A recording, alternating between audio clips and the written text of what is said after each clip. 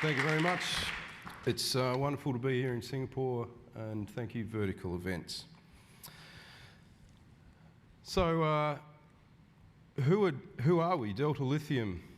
We are a Western Australian-based lithium development company. We have two very good assets based in Western Australia, two lithium assets.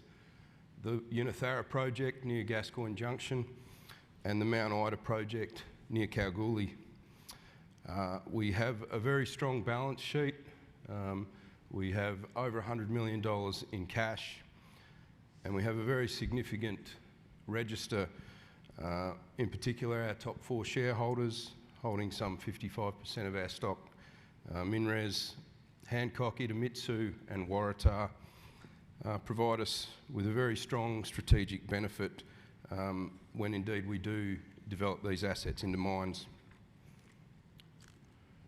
Our board of directors is made up of Chairman Chris Ellison, needs no introduction as the Managing Director of Mineral Resources.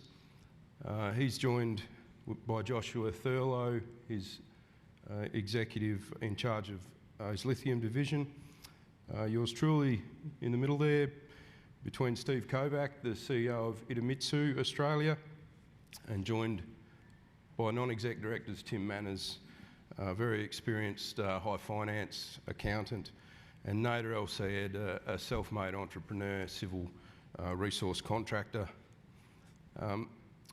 This board provides us with a significant amount of lithium experience, entrances into Japanese and Southeast Asian markets through Idemitsu, and provides for some very lively board discussions, I can assure you. So our main aim is to rapidly develop the lithium assets we have in Western Australia. We have the team to do it. We have significant experience in Western Australia, life of mine vision, a very strong team in the Perth office looking at all aspects of our business. Our major shareholders provide us with a very strong backbone and grounding, and as I said, when the time comes to develop these assets, they will be there for us. The location of our assets is in arguably the lithium capital of the world.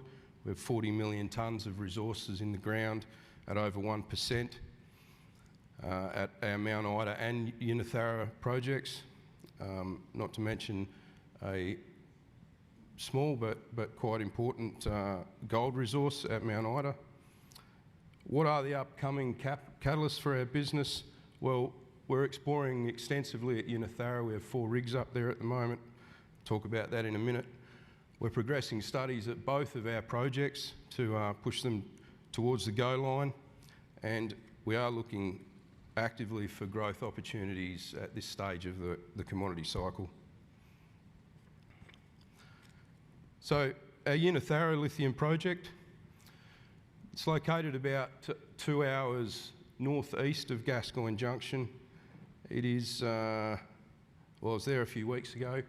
I think I maxed out the thermometer on my Toyota at 50 degrees Celsius. It's a very hot part of the world, and our team's doing some fantastic work up there, exploring far and wide across our 1,800 square kilometres of the project.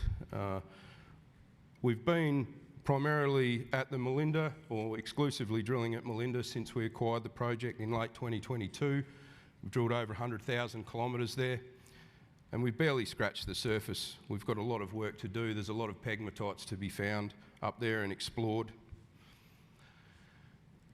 There's a plan view of Melinda, 6 main pegmatites. We have found the majority of them do exhibit significant widths, very high grades. The M36 there has a very high grade core, up around 2%.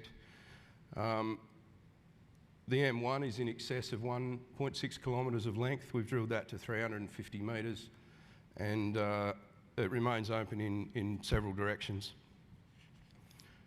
We've done some early metallurgy test work to help lead into the scoping study.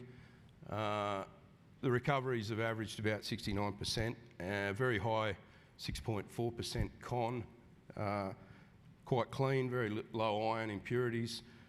It's early days there, but we'll be working on obtaining core for those further tests. The maiden resource at Melinda, we brought that out late December, 26 million tonnes at 1%. About a quarter of that is in the indicated category. We're going to be drilling hard there. We've got about 100,000 metres to drill this year. A lot of that will be infill on that resource so we can turn it into a reserve in due course. All of the associated scoping study activities, heritage, environment, geotech, hydro, you name it, it's all happening at the moment. The early optimisations on that mineral resource have been quite encouraging, and we'll be lodging a mining lease application at Melinda very soon. So what else are we doing up at Unithara? It is a very large package up there. Whilst we've been drilling at Melinda, we have gone far and wide out into our tenure. The recipe that we employ is geochem sampling across the landscape on 100-metre centres generally, and geological mapping at the same time. We want to determine the hot spots for lithium anomalism, and it's been very effective, particularly at our Jamison's prospect. There's a 700 by 200 odd metre anomaly there, which we have recently cleared for drilling, and well, the drill rig should be on its way there right now actually, so we're quite looking forward to drilling there. And we've got about 15 or 20 staff up at Unithara at any one time, and they're running around the scrub looking for further prospects for us to drill, add tonnes to that project. We've recently added tenure at Unithara, did a couple of JV deals. It was quite difficult herding both of those companies together to execute on the same day, but somehow we managed to do that. It almost gives us full control of what we believe to be the prospective stratigraphy up at Unithara, that is the Leaf Springs metasediments, and we are very happy to have secured all of that tenure, and the Dallaroo tenure to the southeast.